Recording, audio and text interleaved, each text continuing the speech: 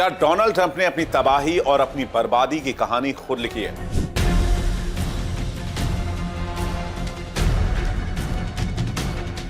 क्या Donald Trump America को भी तबाही के कगार पर ले जा रहे हैं?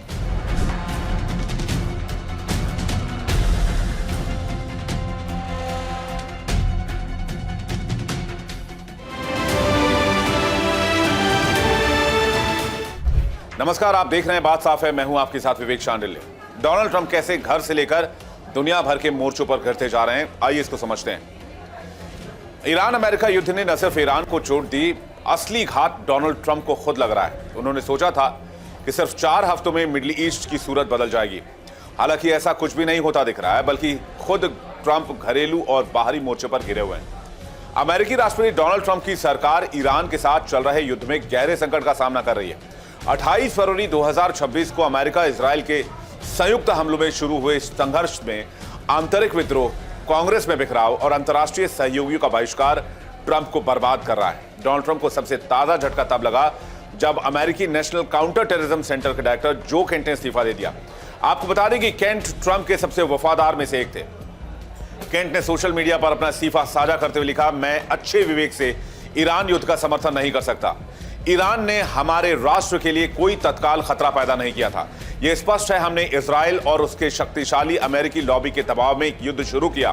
केंट ने कहा कि ट्रंप की अमेरिका फर्स्ट की नीति इजराइल की गलत जानकारी से प्रभावित हुई। उन्होंने राष्ट्रपति ट्रंप और नेशनल इंटेलिजेंस डायरेक्टर तुलसी गबार्ड के नेतृत्व में सेवा का सम्मान जताया, लेकिन युद्ध को अमेरिकी लोगों के लिए नुकसानदेह बताया। ट्रंप ने ओवल ऑफिस में पत्रकारों से केंट के इस्तीफे पर कहा कि ये एक अच्छे आदमी थे, लेकिन सुरक्षा पर बहुत कमजोर। यह इस्तीफा ईरान हमलों के बाद ट्रंप प्रशासन की सबसे बड़ी हाई प्रोफाइल एग्जिट है। केंट की विदाई सिर्फ शुरुआत नहीं है, यह ट्रंप के मागा बेस में दरार भी है। हाई प्रोफाइल मागा समर्थक टकर कार्लसन और मेगन कैली भी युद्ध के खिलाफ खड़े हुए हैं। कार्लसन ने इसे घृणित और शैतानी बताया है, जबकि कैली ने कहा है कि कोई भी विदेशी देश के लिए मरने को नहीं जाएगा।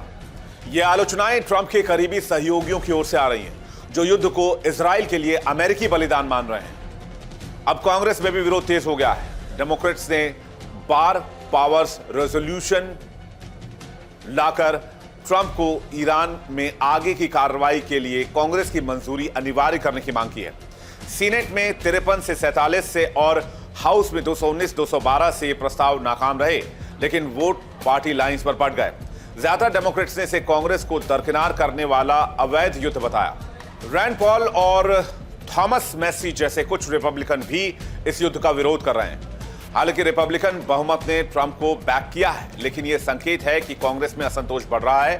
डेमोक्रेट्स का कहना है कि ट्रंप के पास कोई स्पष्ट रणनीति और युद्ध बिना मंजूरी के चल रहा है। अंतर्राष्ट्रीय मोर्चों पर स्थिति और ज्यादा बदतर होती जा रही है। नेटो के ज्यादातर देश ट्रंप से किनारा कर चुके हैं। ट्रंप ने खुद माना है कि ज्यादातर नेटो के सदस्य ईरान या स्ट्रेट ऑफ होर्मुज में मदद करने के लिए नहीं आना चाहते हैं। जर्मनी ने कहा है कि यह नेटो का युद्ध नहीं है। ब्रिटेन, फ्रांस, स्पेन और नॉर्डिक देशों ने युद्धपोत भेजने से इनकार कर दिया है। ट्रंप ने इसे उनकी महत्वपूर्ण और मूर्खतापूर्ण गलती भी बताया है और नेटो के भविष्य को लेकर धमकी दी है। बावजूद इसके यूरोपीय नेता ईरान मसले पर डिप्लोमेसी और डी एस्केलेशन पर जोर दे रहे हैं। बाल्टिक स्टेट्स, पोलैंड जैसे कुछ पूर्वी यूरोपीय देशों ने रेटोरिक में समर्थन दिया है, लेकिन कोई सैन्य योगदान नहीं देना चाहते। नेटो के 32 सदस्यों में से अमेरिका को छोड़कर ज्यादातर ने हाथ पीछे खींच लिए हैं। ये सब मिलकर ट्रंप को ईरान युद्ध में फंसा दिखा रहे हैं। अपनों के इस्तीफे, मागा में फूट, कांग्रेस का दबाव, नेटो का बहिष्कार, सब मिलकर संकेत दे रहे हैं कि ट्रंप अकेले पड़ गए। युद्ध अब तीसरे हफ्ते में है। तेल की कीमतें बढ़ रही हैं, अमेरिकी सैनिकों की मौत हो रही है। ये सब मिलकर ट्रंप प्रशासन पर प्रेशर बढ़ा रहे हैं। ट्रंप का दावा है कि ईरान का खतरा खत्म हो गया है, लेकिन आलोचक कहते हैं कि इजराइल के दबाव का नतीजा है जिससे अमेरिका फंस गया है। फिलहाल उनके अपने लोग, कांग्रेस और सहयोगी सब साथ छोड़ते जा रहे हैं। ईरान युद्ध ने न सिर्फ मिडिल ईस्ट को अस्थिर किया है, बल्कि ट्रंप की अमेरिका फर्स्ट इमेज को भी बहुत ज्यादा चोट पहुंचा रहा है। अगर युद्ध लंबा खिंचा तो मिड टर्म में इलेक्शंस में भी इसका असर हो सकता है, क्योंकि ट्रंप अकेले लड़ रहे हैं और यह लड़ाई उन्हें महंगी पड़ रही है। यानी मिड टर्म इलेक्शंस में भी डोनाल्ड ट्रंप पर हार का खतरा है, क्योंकि ट्रंप अपने घरेलू फ्रंट पर भी अलग थलग पड़ चुके हैं। 2026 के मध्यावधि चुनाव में हार का मतलब डोनाल्ड ट्रंप के लिए कांग्रेस में सत्ता खोना हो सकता है, जिससे उनकी नीतियां कमजोर होंगी। ये 2028 के राष्ट्रपति चुनाव के लिए एक बड़ा झटका माना जाएगा और उन पर महाभियोग का भी खतरा बढ़ सकता है। एक तरह से देखें तो डोनाल्ड ट्रंप इस वक्त पूरी दुनिया में अंदर खाने गिरते नजर आ रहे हैं। अमेरिका के अंदर भी उन पर प्रेशर लगातार बढ़ रहा है। डोनाल्ड ट्रंप ने युद्ध शुरू करने से पहले किसी से मशवरा नहीं किया। ना उन्होंने यूरोपीय देशों को भरोसे में लिया, ना मिडिल ईस्ट के दोस्तों को भरोसे में लिया, ना उन्होंने कांग्रेसियों से इस बात की चर्चा की। इसकी वजह से यह हुआ कि ट्रंप के खिलाफ असंतोष गहरा गया और ऊपर से जो अरबों डॉलर खर्च हो रहे हैं उसका दबाव भी ट्रंप प्रशासन पर लगातार बढ़ रहा है। वहीं इजराइल के ऑब्जेक्टिव पूरे हो रहे हैं, लेकिन अमेरिका ने जो सोचा था वो एक भी ऑब्जेक्टिव पूरा नहीं हो पाया है, खासकर तेहरान को फतेह करने वाला ऑब्जेक्टिव। इसके लिए आपको 2003 का इराक युद्ध देखना होगा। 2003 में जब अमेरिका ने इराक पर हमला किया तो सद्दाम हुसैन को वहां से निकालकर अमेरिका ने इराक का किला फतेह कर दिया, यानी कि टॉप लीडरशिप को मारने के बाद इराक खुद ब खुद ढह गया। यही बात ईरान जानता था और ईरान की IRGC ने इसकी तैयारी बहुत लंबे समय से की। लगभग 2 दशक से ज्यादा से IRGC इस बात की तैयारी कर रहा था। IRGC को पता था कि एक ना एक दिन अमेरिका उसकी दहलीज पर भी आएगा और उस पर भी हमला करेगा, क्योंकि तेल का एक बहुत बड़ा भंडार ईरान के पास भी है। इसलिए ईरान ने इस बात की तैयारी बहुत पहले से कर रखी थी कि अगर तेहरान में कुछ होता है, अगर खामेनी और टॉप लीडरशिप मारे जाते हैं, तो तेहरान का किला ढहना नहीं चाहिए और ईरान अमेरिका के कंट्रोल में नहीं जाना चाहिए। इसके लिए बाकायदा ईरान ने मोज़ैक डॉक्ट्रिन पर काम किया। मोज़ैक डॉक्ट्रिन के मुताबिक अगर तेहरान पर हमला होता है, तेहरान पर अटैक होता है या खामेनी मारे जाते हैं, तो ऑटोमेटिक ये डॉक्ट्रिन पूरे देश में लागू हो जाएगा। इस डॉक्ट्रिन के हिसाब से IRGC 31 अलग अलग कमांड सेंटर्स में बढ़ जाएगा, जिसके बाद किसी एक को हराना तो मुमकिन होगा, लेकिन तमाम 31 हेडक्वार्टर्स को या कमांड सेंटर्स को हराना बहुत ही नामुमकिन होगा। यही वजह है कि डोनाल्ड ट्रंप आज मिडिल ईस्ट में उस दलदल में फंसे हुए हैं जहां हर दिन उनके लिए चुनौतियां बढ़ती जा रही हैं।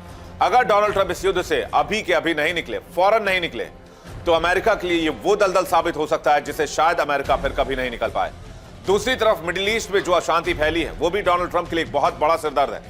मिडिल ईस्ट के देश इससे पहले अमेरिका पर भरोसा करते थे, अमेरिका पर विश्वास करते थे और अपनी सुरक्षा के लिए भी अमेरिका पर ही ट्रस्ट करते थे। इसकी 2 बड़ी वजह थी।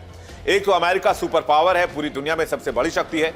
दूसरी सबसे बड़ी वजह जो थी वो ये थी कि मिडिल ईस्ट में अमेरिका के 18-19 बेस हैं, जिसमें टेम्पररी और परमानेंट दोनों मिले हुए हैं। इस वजह से मिडिल ईस्ट को लगता था कि कभी उन्हें कोई छू नहीं पाएगा, लेकिन ईरान ने दिखा दिया कि अगर ईरान पर हमला होगा तो मिडिल ईस्ट कभी सेफ नहीं रह सकता है। और ईरान ने मिडिल ईस्ट पर इतना बड़ा हमला किया कि सारे देश घबरा गए, दहशत में आ गए और आज की तारीख में कोई भी मिडिल ईस्ट का देश अमेरिका पर विश्वास करने के लिए तैयार नहीं है। इसलिए आज मिडिल ईस्ट में इस्लामिक नेटो की भी बात चल रही है। हालांकि ये वो इस्लामिक नेटो होगा जिसमें सिर्फ मिडिल ईस्ट होगा, इससे पाकिस्तान को न्योता नहीं दिया गया है। तो चीजें बहुत तेजी से बदल रही हैं। डोनाल्ड ट्रंप के सेकंड रिजीम के 2 साल के अंदर ही, सेकंड ईयर उनका चल रहा है अभी, 2 साल के अंदर ही उन्होंने पूरी दुनिया को अस्त व्यस्त कर दिया। पूरी दुनिया को सबसे पहले उन्होंने टैरिफ के आतंक में झोंका, उसके बाद उन्होंने ईरान वॉर दिया, जिससे कि पूरी दुनिया में ऑयल प्राइसेस भी काफी हाइक हो रहे हैं। इससे डोनाल्ड ट्रंप की छवि को भी नुकसान हो रहा है और डोनाल्ड ट्रंप एक बहुत बड़ी मुसीबत में घिर चुके हैं।